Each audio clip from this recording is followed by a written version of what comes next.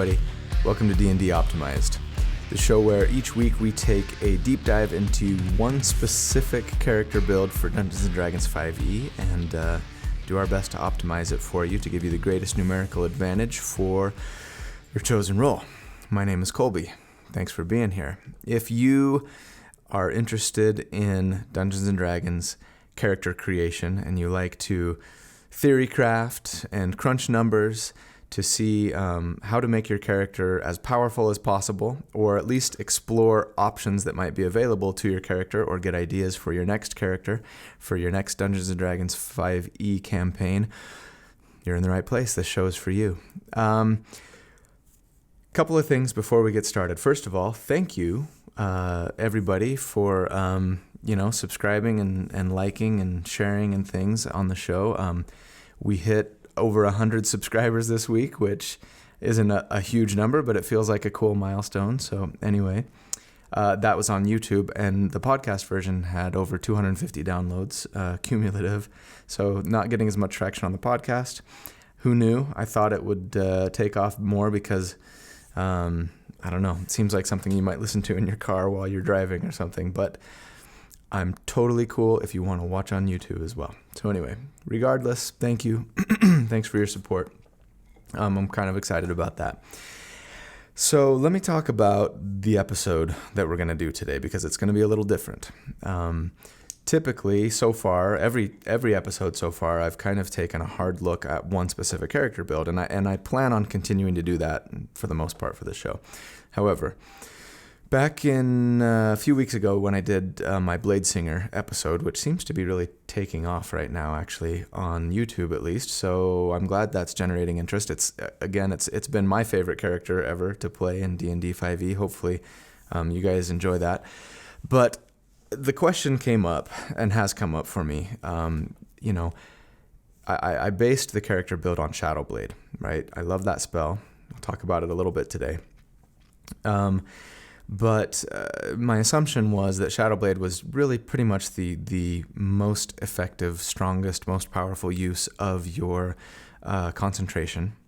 And it's just, you cast it once and then you get sustained damage out of that spell until you break concentration, at least for a minute. So pretty much for the most part through an entire combat encounter.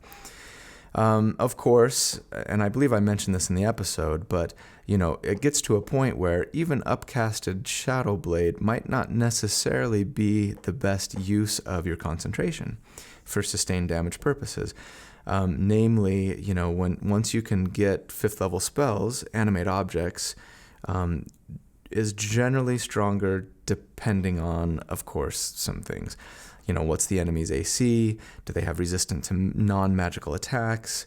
Is it in dim light or darkness, thereby giving you advantage with Shadowblade? All of these things kind of come into play. And it just really kind of got me thinking and frankly going down a rabbit hole of trying to answer the question of what are the best spells for sustained damage purposes, right? And so I wanted to do an episode this week on sustained damage spells. Well, really, I started taking a look at all spells, and I sort of quickly realized there were kind of 4 different categories, right? There are sustained damage spells, meaning generally, not always, but generally, they require concentration. You cast the spell once, and you can continue to sort of do damage every round. And then there are the single-use, one-time, blast them kind of spells, like your fireballs, your disintegrates, that kind of thing. And so I decided to split it up and to do 2 episodes. One episode on sustained damage spells and one episode on kind of the burst damage spells. We're going to do sustained damage spells today. So episode 10 is on sustained DPR spells. Of course, there is some additional ways you can subdivide those spells, the sustained damage spells. There are do they do area damage? So, damage to multiple targets potentially, or is it single target?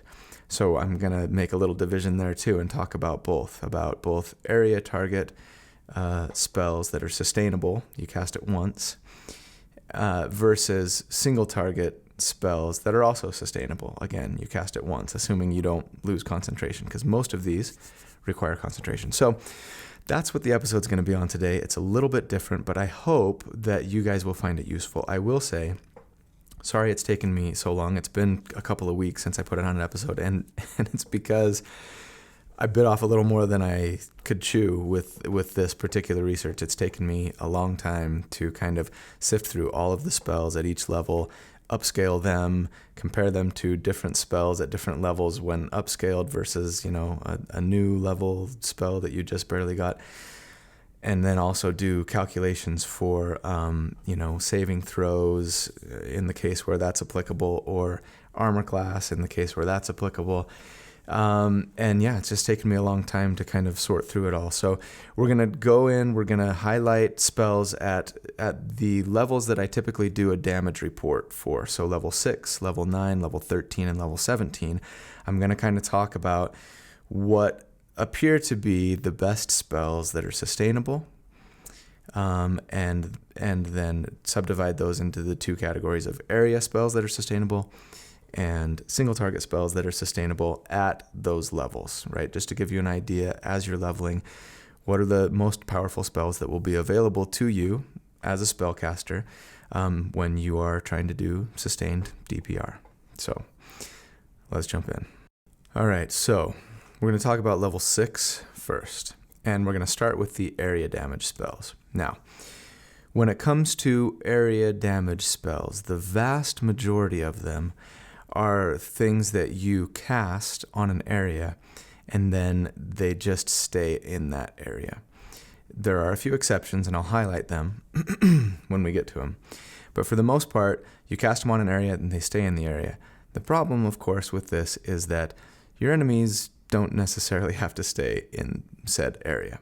And so it can be difficult to get sustained damage out of most of these spells unless you have a way to force your enemies to stay, or at least to slow them down, right? So I'm thinking web spells, I'm thinking earthquake spells, I'm thinking anything else that will restrain or at least slow your enemies to kind of get some life out of those sustained damage AoE, area of effect spells.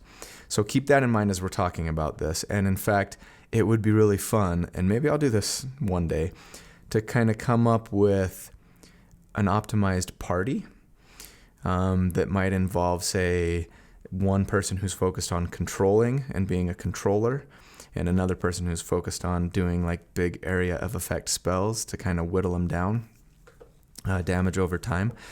Could be a really cool concept. But if you're gonna be doing, for the most part, if you're gonna be doing these area damage over time spells, you're gonna probably need a way to keep them still, for the most part, with most of them. So at level 6, the most powerful area of effect spells are really, the Druid actually shines here more than just about any other class at most levels. And that surprised me. And I will admit, Druid is a class that I have a little bit of a gap in my own knowledge, so that probably tells me I ought to do an episode on Druids. But there's a couple of spells, Call Lightning and Moonbeam, that I'm going to kind of lump together a little bit for the purpose of this episode. But let me talk about them. Call Lightning. What happens is you can call a lightning strike, and it will, anything within 5 feet of where that lands, and it doesn't have to be mapped to the grid, right? It could be in between two characters that are standing next to each other. There's no reason why it couldn't, and hit both of them. Or frankly, if there's 4 characters in a cube and you hit the lightning strike right in the middle, it'll damage all 4 of them. But at level 6, it does 3d10 of damage, which is quite good.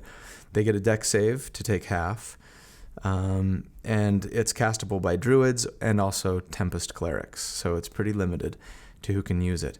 Moonbeam is similar in damage, 3d10 of damage, but this is one of those where it's cast on an area, and it's not a big area. It's a 5-foot radius, so really you're just talking about, essentially 10 feet in diameter sphere, right? And you cast it, and then it stays there. So you want to try and find a way to root the enemy there if you want to take advantage of Moonbeam. And if you've got a good way to do that, then knock yourself out.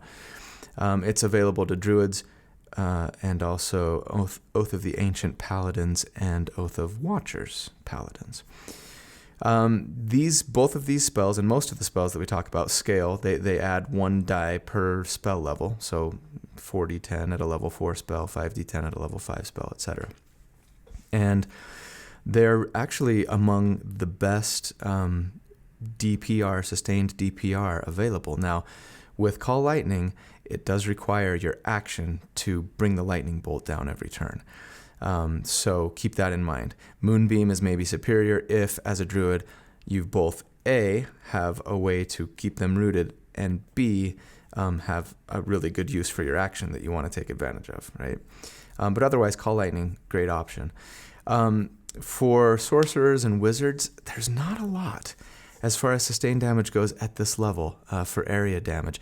Really, I mean, there's a couple. You've got Blade, Cloud Daggers, Cloud of Daggers, I think. I took a look at that one. I know people talk about it. I didn't like it because it's such a small area spell. I think the superior one here is Dragon's Breath. If you, especially if you're low on spell slots and you want something that is going to give you sustained DPR in an area, Dragon's Breath is going to be the way to go for sorcerers and wizards. It does 4d6 of damage. They get a dex save to take half again. It does require your action to use, but again, you cast it once, and then every turn you can 4d6 in a 15-foot cone. So if you're going to be able to hit a couple of characters especially, it's great. And then you still have your bonus action available to use. Spirit Guardians for clerics and Oath of the Crown paladins is probably going to be your best option here. Spirit Guardians is a well-known spell. It's fantastic. Basically, you cast it and it gives you 3d8 of damage 15 feet from you. So you're at the center of the spell, and when you move, it moves with you. So that's a big benefit to this particular spell. But of course, it requires your concentration. They do get to make a wisdom save, which most enemies that don't have a particular high wisdom save bonus. But it doesn't require, here's the great thing, it doesn't require your bonus action, it doesn't require your action. You cast it once, and then you move around, and these spirits kind of float around you in a 15-foot range and do damage to anything that's in that, 3d8 of damage, and it does scale. Another nice perk to Spirit Guardians is that you can choose to not hurt your friends that are within that area. Most of these spells do not get that benefit. So you got to be really careful where and when you cast them. With Spirit Guardians, you can say, well, all my companions, it's not going to hurt, but all the bad guys, it will. A very powerful spell to use for clerics. All right, as far as single target sustained damage spells at level 6, let's get into those. First, let me mention, I'm not going to talk about specific numbers accounting for armor class, accounting for saves. I'm just going to talk about the initial spell damage. I do make those numbers available in the show notes, in the video description. I will still link, as I always do, the graphs and things like that, so you can see sort of the arc of the damage. There are some spells that are going to do more damage at a low AC, but then taper off, and some that will kind of, so you'll be able to see that. And I find it particularly helpful and useful, but I'm just not going to have time to get into that because we have a lot of ground to cover. Again, at level 6, single target damage spells. Speaking of cleric, we'll continue with the cleric. The other really famous, well-known cleric spell is Spiritual Weapon. So Spiritual Weapon is unique among the spells that we're going to talk about today. There's only a couple others that this applies to. It does not require concentration, and that is so huge. It almost makes me want to multi-class into cleric all the time, just for this one spell. It's that good. So it's as a bonus action, you get to have your melee weapon, your spiritual weapon, do a melee spell attack basically.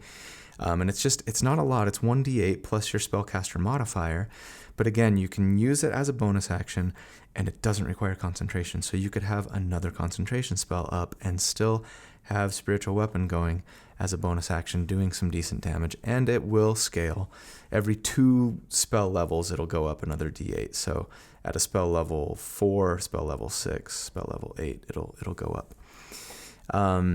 So it's very strong, and in particular, as a cleric, you could go Spiritual Weapon and Spirit Guardians, and really pump out some pretty decent damage. I'm gonna have to do a cleric build, obviously, if we're gonna talk sustained DPR, because it can really add up and be pretty potent, even though clerics only get 1 attack per turn.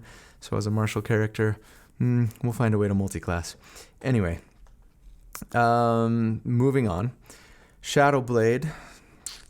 I love Shadowblade. You guys know this. It's one of my very favorites. So at level 6, you'd be casting at a level 3 spell, and it does 3d8 damage per hit. It's a finesse weapon. It's considered light, and it's just fantastic in every way. It's psychic damage, right? So you summon this Shadowblade, and I'm assuming that if you're using Shadowblade, you are a martial character that's going to be able to swing with it twice. When you look at the graphs, I'm assuming you're getting 2 attacks with your Shadowblade, right? So maybe you're a blade dancer or some other class that's going to take care of this. You've multi-classed, maybe, whatever. That's going to be able to take advantage of this. It's available to sorcerers, warlocks, and wizards. If you're in dim light or darkness, you get advantage on those attacks. That is actually really powerful. And I do assume, when I'm crunching the numbers, I do assume you have advantage. I know that's not always going to be the case. But between your familiar that you probably have as a wizard giving you advantage on at least 1 attack, I figure you're more often than not going to have advantage. So Shadowblade is really, really good. One of the strongest single target sustainable damage spells out there. But then we have Conjure Animals. Conjure Animals, as I'm sure most of you fans of Druids know, is an insanely powerful spell. It lets you summon 8 woodland animals. Now, here's the thing. Your DMs is supposed to decide what those animals are, and that's going to have a huge impact. And it's impossible for me. It's not impossible, but I didn't want to do it. Very difficult for me to go through and say, okay, let's look at every single potential animal and what the damage for them could be, right? It's fairly well known that the elk is kind of the strongest if you can get elk. So you get 8 animals, they're summoned at this spell level. Elks are the best, the reason being that they get a charge bonus. So if they move for 20 feet and then make a ram attack, then they do... It's a D6, but then they get 2 more D6 for the ram attack, if I'm not mistaken, and then it's +3 to that damage, times 8 elk, right? That's crazy. That's a lot of damage. Even if you don't get the ram attack, they're still pretty decent. You'd use a hoof attack instead, and it'd be 2d4 +3. They're +5 to hit. It's just a really strong spell. Action economy. Having more turns than the enemy is just really important in combat in Dungeons and Dragons, and that gives you fantastic action economy. Now, obviously, you're not always going to get elks, and I'm going to look at giant owls later, and but just about every animal that could be summoned has a cool ability, a grapple ability, a poison ability. I mean, this is such a strong spell that no druid should ever leave home without it. The thing that makes it really crazy is when you upcast it, it goes to 16 animals, and then 24 animals, and then finally 32 animals when you cast this one single spell at different spell levels as we go. It's a little insane. And I would love to know, actually, for those of you who have played Druids and used Conjure Animal spell a lot, or if you're a Dungeon Master and you've seen this at your table, how do you handle that? Having 16 or 24 or 32 animals. Obviously, trying to make each one of them have a separate attack every turn is going to just slow your combat down to an absolute crawl. Your dungeon master is not going to like you very much. Your companions, your friends that you're playing with aren't going to like you very much. So I'm assuming most people maybe lump them together in groups and say, okay, we're just going to do these 8 at a time, and they either all hit or all miss, and I'm going to roll all their damage at once, just to kind of keep it from getting crazy bogged down. But let me know if you guys have seen something that works differently. Again, Conjure Animals is just available to druids and rangers. Fantastic spell. Animate Dead is another one that I wanted to look at. Here's the thing with Animate Dead. So the nice thing about it is, okay, now it does require your concentration. I take that back. It does not require your concentration. That's what's great about it. It does require your bonus action. So you summon skeletons or zombies, right? And then as a bonus action, you can command them to attack either with a bow. We're going skeletons because they're a little stronger for damage, with a short bow or with a short sword. At this level, it's not particularly strong. You only get 1 when you cast the spell. Now, of course, if you're a necromancer, the subclass of wizard, you're going to get 2, and you're going to do more damage. I'm not going to assume you're a necromancer here, because if you're a necromancer, you already know about Animate Dead, and it's pretty much your whole life is conjuring and summoning skeletons and zombies and using them, and you do more damage, you get to summon more of them. So if you're a necromancer, knock yourself out, summon all these skeletons and zombies. For the rest of us, what I want to know is it a useful spell? Is it any good? It's okay. At this level, it's not very good. Later on, it will get better. Because just 1 skeleton that's a +4 to hit with a 1d6 +2 damage with a short bow or a short sword attack is just not particularly strong. The other thing about this spell, though, that is important to note is, again, because they don't require concentration, you can recast the spell and summon another skeleton and summon another skeleton until you don't have the spell slots to summon more. They stay under your control for 24 hours. And then after the 24-hour period, you lose control and have to kill them, basically, unless you abandon them in a field somewhere, and then I feel bad for the poor villager that happens upon them later. Or you have to recast the spells and use up those same spell slots to maintain control of them. Because I'm interested in sustained damage here, I'm just crunching numbers for 1 single spell cast of the Animate Dead spell. What can I get for 1 spell cast, right? Because that's what I'm doing with the rest of these. So with a single cast of the spell at this level, it's 1 skeleton. It's not particularly good. It gets better later, though. Heat Metal is the final spell that we'll look at for level 6. It's available to bards and druids and artificers. It's not a bad spell for those classes if they're looking for something to get sustained damage out of. It's a single target. But basically, you heat the metal up. You heat up the metal that's on, that's being held by or worn by an enemy, and it's going to do damage to him. And it's decent damage. It's 3d8, and it scales 1d8 per level of spellcast.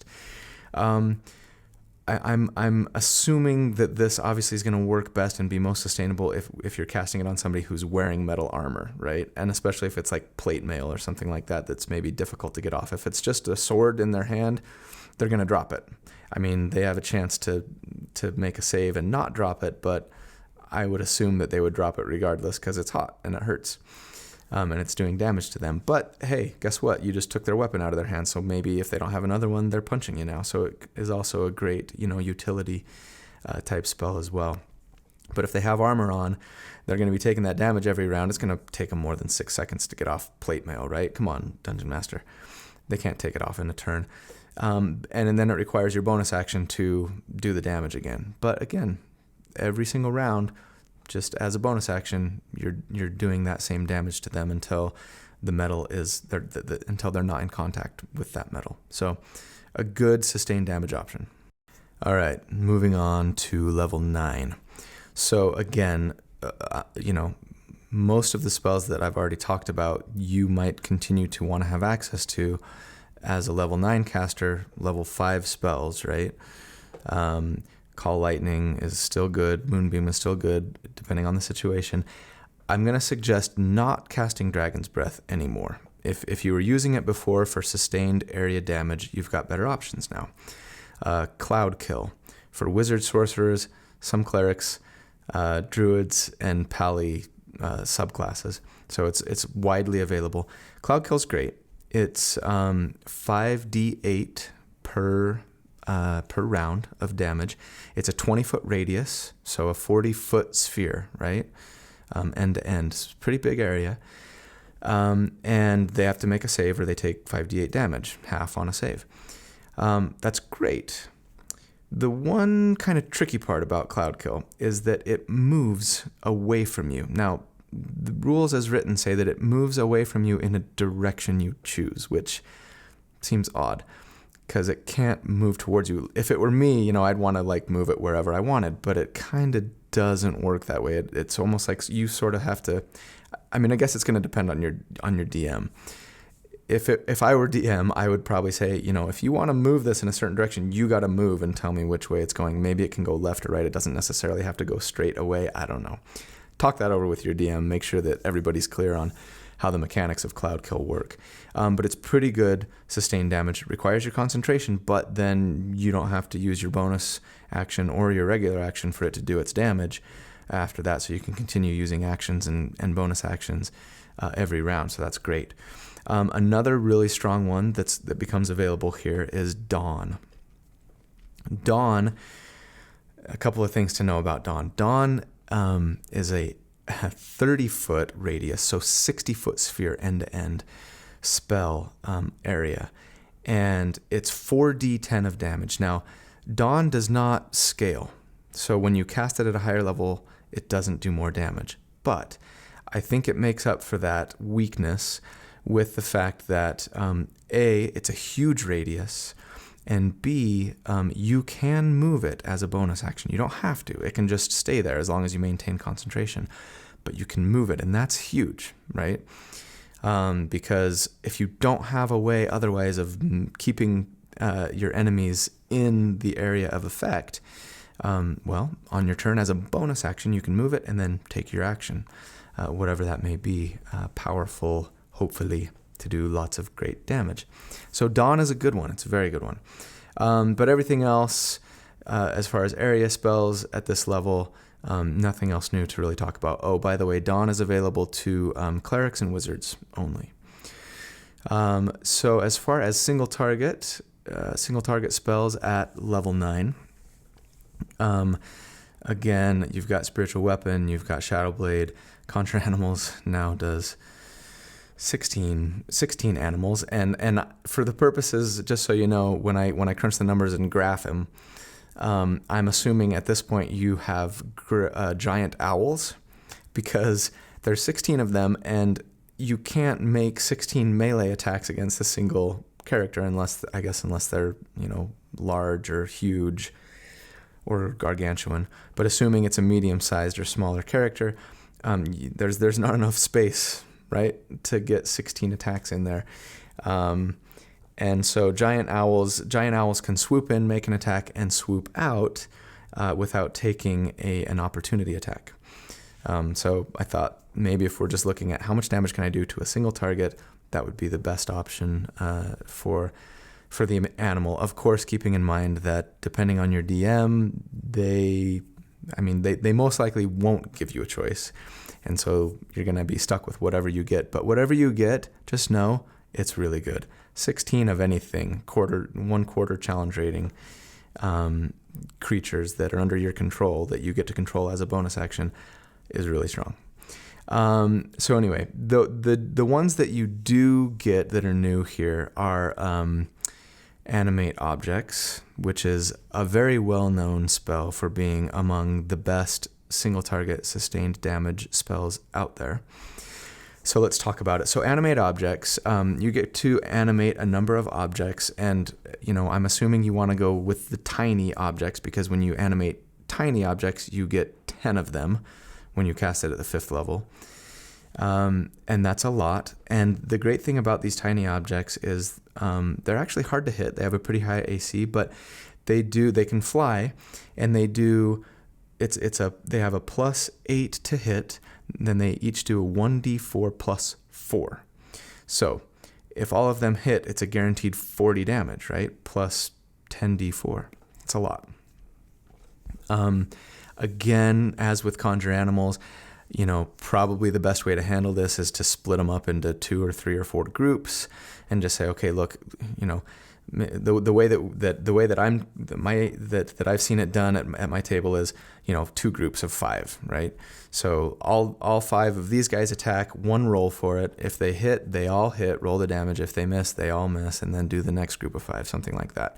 It can be really strong if they all hit, right? And it might throw off your averages a little bit. You're either going to hit hard or whiff. But anyway, really, really strong ability. It upscales really well too.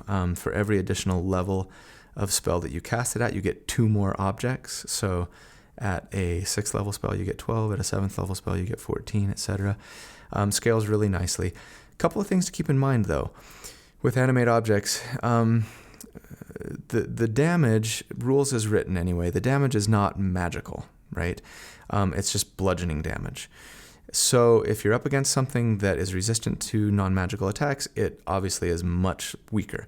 Also, if you're up against an enemy spellcaster that has Fireball or something like it, and they can just blow up all of your little animated objects in one go, that will make you sad. But, barring that, it can be very powerful. Another tip, use silver coins as your animated objects, and then if you run into something that's, resistant to non-silvered attacks, at least, you can get the benefit there and still continue to do damage with your objects. It's available to bards, sorcerers, wizards, forge clerics, and artificers. So pretty widely available, very strong. The only other one that I wanted to mention, Holy Weapon. Holy Weapon is available to clerics and paladins, and it will let you have to maintain your concentration, but it will let you bless a weapon. It doesn't have to be yours, it can be somebody else's. Bless a weapon to do an extra 2d8 of radiant damage every time they land an attack with it. It's castable on magic weapons, which some of these buff a weapon spells, most of the buff a weapon spells are not. So that's fantastic. So that's actually a really good option to use, and I talked about it in my last episode on bards.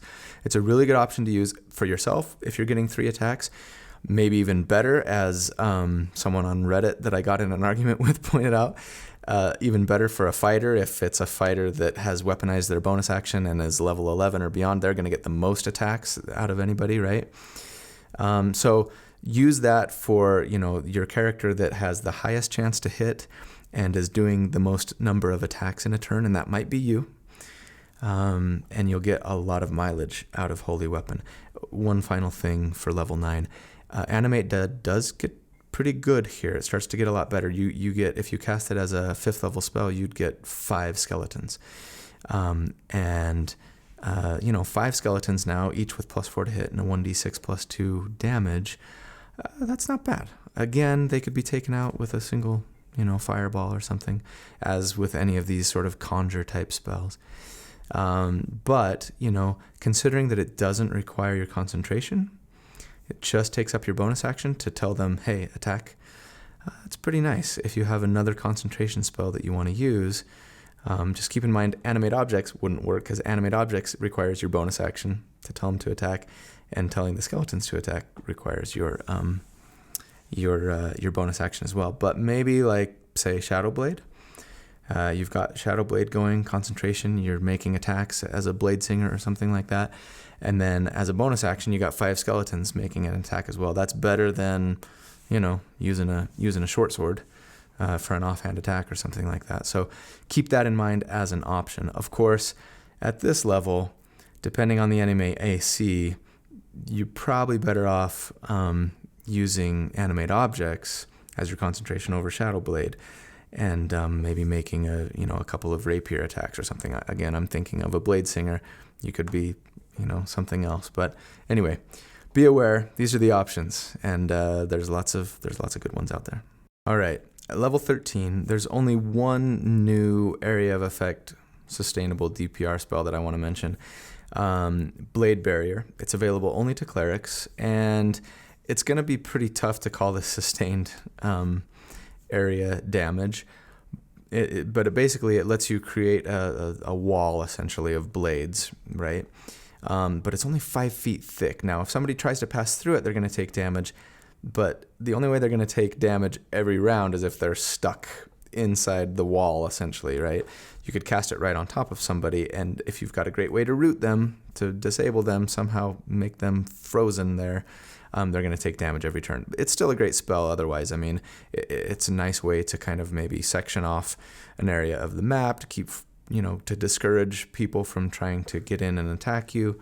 If they do, they're going to take damage. So, I mean, it's nice, but not necessarily going to do lots of damage every round to a single character or a group of characters.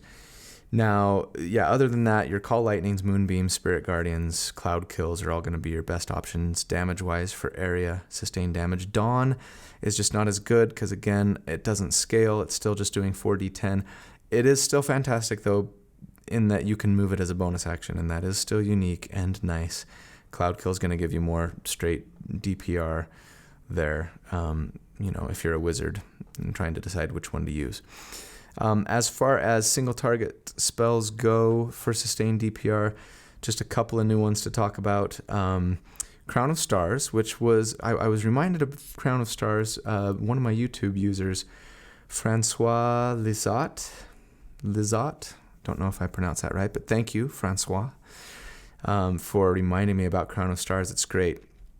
You cast the spell, and then you've got this crown of stars around your head, and it doesn't require concentration. Again, very unique here. Doesn't require concentration. Just as a bonus action, you can essentially shoot one of those stars at somebody, and it does. You make a ranged spell attack, and if it hits, it does 4d12 damage, which is great. A great use of your spell action, of your bonus action, if you're using your concentration for something, in your action like Shadow Blade or something like that. That's a good one, very strong. And then the other one is Tensor's Transformation. There are mixed opinions about Tensor's Transformation out there for use as a caster. I think it's particularly strong as a Blade Singer. There are other builds that could make great use of it, but basically when you cast Tensor's Transformation, it transforms you into a mighty warrior. And among other things, you get a lot of bonuses here, but for damage purposes, every one of your weapon attacks that lands does an extra 2d12 of damage. That's a lot. And every one of your attacks is made with advantage. That's fantastic, right? And so, assuming you have 3 attacks, and, just again, Blade Singer wise, you'd be, main hand, offhand, but you'd have to be using light weapons, right? So short swords, probably the best you can do here.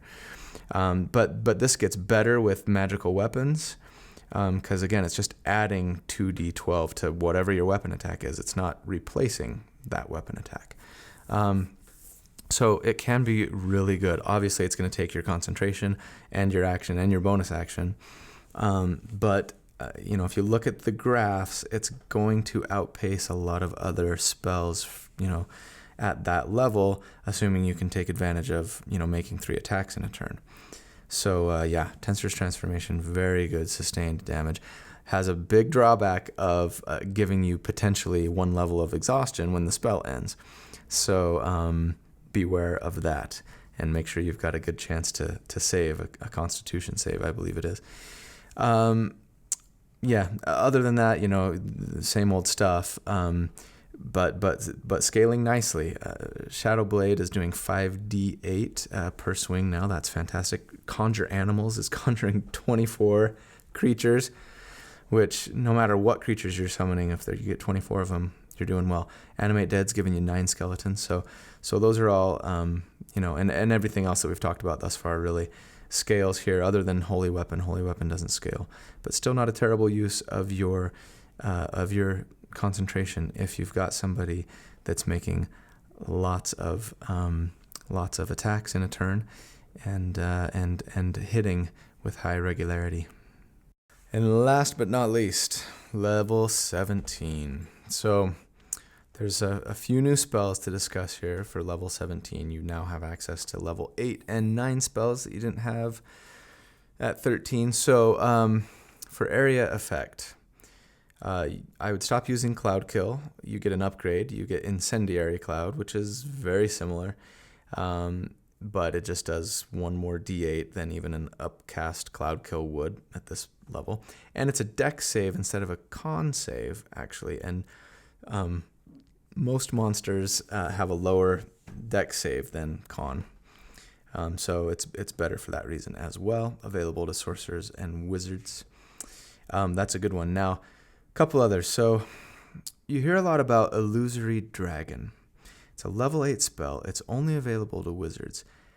It's nice in a bunch of ways. You summon this illusion of a dragon, and you can choose what type of damage it does, essentially, right? Acid, cold, fire, lightning, etc.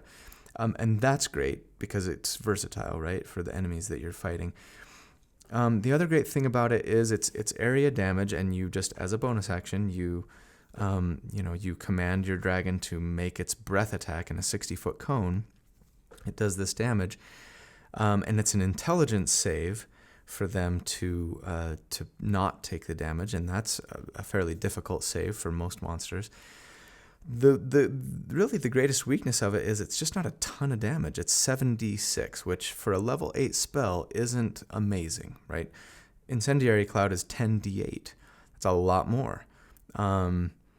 But Incendiary Cloud is a dex save, which is worse for our purposes than an intelligence save. It kind of moves away from you. You can't tell it where to go necessarily. And so that's the nice thing about Illusory Dragon. It can't be attacked or killed either. So I mean, there's some nice benefits there. But I think just for pure damage, Incendiary Cloud's going to be better as long as you can, keep your enemies inside of it.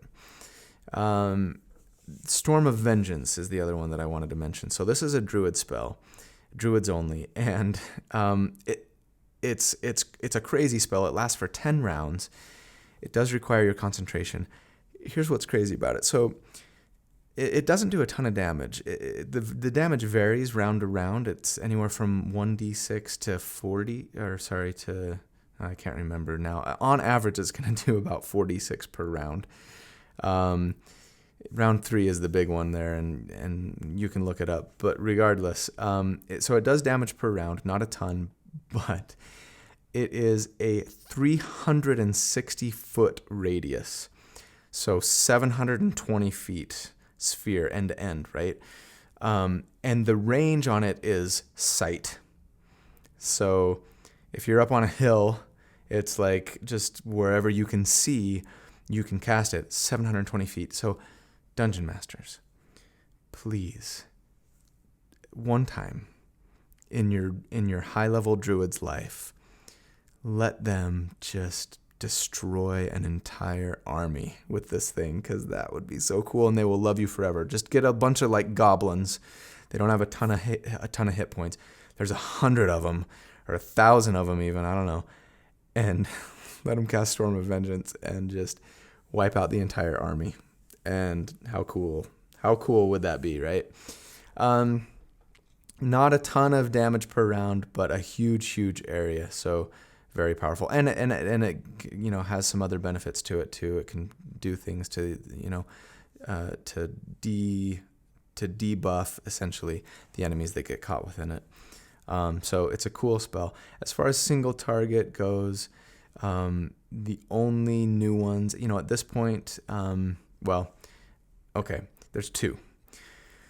The first one is one that I think everybody thinks is, or most people would think would be the greatest thing ever, and I am not sure that it is. True Polymorph, or Shape Change, which would be available one of the two would be available to bards, warlocks, wizards, and druids. It basically lets you take on something that's not just a creature. That's what's bad with polymorph, right? Is you can only be like essentially an animal. You can't be any monster, right?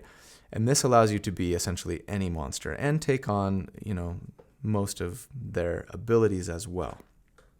So the common thought is when you get access to this spell at level 17, the strongest creature you could change into would be an adult gold dragon. And as an adult gold dragon, you get to make a bite attack and 2 claw attacks every turn, right? And with a plus 14 to hit and plus 8 to damage on top of the bites 2d10, the claws are each 2d6 plus 8. And that's good, right? But it's actually not amazing.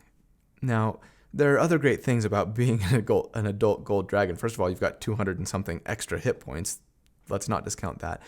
But it turns out that as per an errata correction in the monster manual a few years ago, they've said, Wizards has said, when you use true polymorph or shape change, you don't get like legendary actions or layer actions, right? So you don't get that tail swipe legendary action or anything like that. So you're really just clawing and biting with a ton of hit points. And it's, don't get me wrong, it's good, but the damage doesn't actually, it's not actually as strong as some of these other spells that we've been looking at for single target damage. You can fly, that's awesome. There are other great things, right? And you do have a breath attack, and it's a strong one. It's a 60-foot cone, right? 12d10 fire breath, that's great. There are other things you can do, your frightful presence, stuff like that. So, don't discount it. But just for damage alone, it's not quite as good as some of the others. So just keep that in mind. Blade of Disaster. This is actually, it turns out, a stronger spell than I initially thought. So it summons a blade, essentially, and then just as a bonus action, so again, you freeze up your action. Just as a bonus action, you make 2 attacks with this blade. And on a hit, it does 4d12 of damage, which is really strong for a bonus action. The thing that makes it particularly good is if it crits, it does 12d12, which is crazy. And it crits on an 18 or better. So if you can find a way to guarantee yourself advantage, maybe there's somebody in your party who's casting Fairy Fire all the time, or they've, otherwise stunned or held the creature or whatever that you're attacking, the damage is significant. It's right up there with the best of the best when it comes to single target sustained damage. If you can get advantage, the numbers are pretty crazy. So that's our show for the week. I'm pretty sure we're really long, and for that I apologize. Again, check out the numbers. If you follow the links, you can get the math and see all the graphs and everything like that, and hopefully that might make all of this information that I've been sharing even more useful. Let me know if you have any questions about those numbers or anything. But of course, let me know if you have any questions about anything. There's plenty of ways to get a hold of me, via chat in like YouTube. You can email dndoptimized@gmail.com. You can reach out via social media, Facebook, Twitter, Instagram. And, let me know if you have questions, if you think there's a correction to be made in my data or whatever, suggestions, etc. And especially if you want to see me put together a build, let me know some details about that build, specifically what you're looking at. I'll take it and do my best to optimize it for you. So thanks everybody, appreciate it, and hope you have a fantastic